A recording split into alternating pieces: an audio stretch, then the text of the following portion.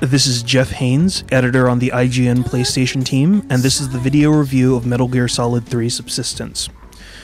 I hit most of the bullet points of Metal Gear Solid 3 Subsistence in the IGN weekly piece that we did on last Friday, so if you're interested in that, check out episode 2 for a basic breakdown of everything that's included in this package. But what I really wanted to do in this feature is highlight 4 of the very key points of what makes Subsistence such a great title. The first one is essentially looking at the redone camera angles that you'll find on Disc 1, which is Subsistence itself, or the reimagining of Snake Eater with a completely brand new third-person perspective camera. Everybody that played the original Snake Eater really hated the top-down perspective. Sure, you could move the camera here or there, but it really didn't help as far as the tactical espionage action game that Snake Eater was supposed to be.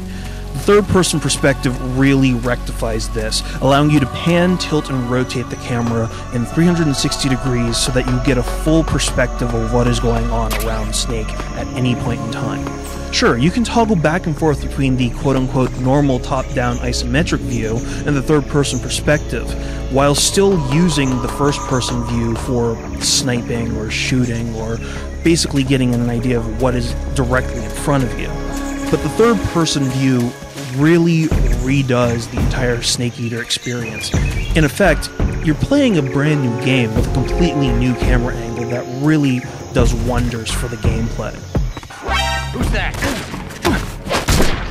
The second disc, which, as I stated in the weekly piece, has the meat of the game itself, basically packages up to 3.5 extra games.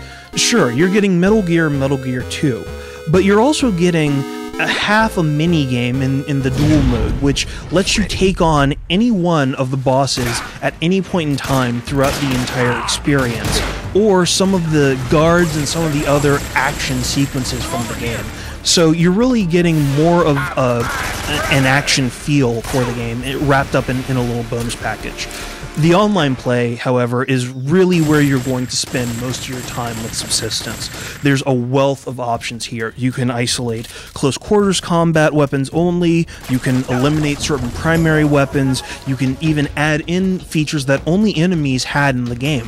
The flamethrower, I must admit, is a very, very nice choice when you're online.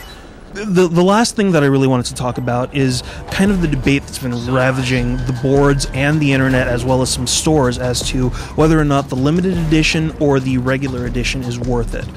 The 3.5-hour movie that Kojima edited is really a great addition, and it really adds in a lot of nice features to tie together the saga of the Snake Eater story. However, some of the ways in which it was done really kind of make the experience a little disjointed. After the end of World War II, the world was split into two, East and West. This marked the beginning of the era called the Cold War. There's a brand new narration scheme which ties together certain loose ends, but also kind of leaves a lot of them unsettled, especially because the person that's doing the narration has kind of this omniscient perspective and is completely unrelated to the Snake Eater universe. As a matter of fact, he's not even a character that's ever been introduced at all, so you really don't know who this person is or how he knows so much. The flashback sequences that Kojima has put in and some of the other camera angles that he's chosen are nice, but they don't necessarily give you a lot that you couldn't find with the original game. And finally, some of the gameplay footage that is used or cobbled together to be a bridge between the naturally occurring cinematics and cutscenes and the sections where there actually were no cutscenes available, there were actually fights or there were action sequences, really suffer from low quality degradation, pixelation, a couple of artifacts, and you can really tell the loss of quality in those. However, it is really nice to get an entire sense of what the flow is for the story.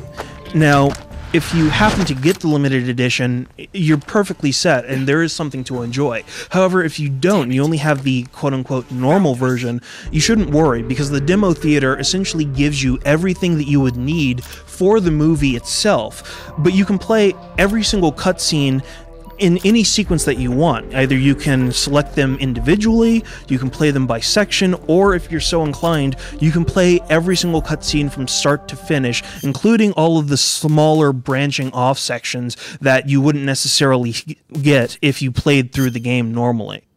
Those are some of the key points that I really wanted to address, and some of the things that you might not have necessarily gotten a full sense of, either with the previous video piece or potentially even the review. There are a lot of things within Subsistence that really make Snake Eater what the game should have been when it was released about a year and a half ago, and it really actually updates it to the point where we're considering it to be an early contender for the Game of the Year.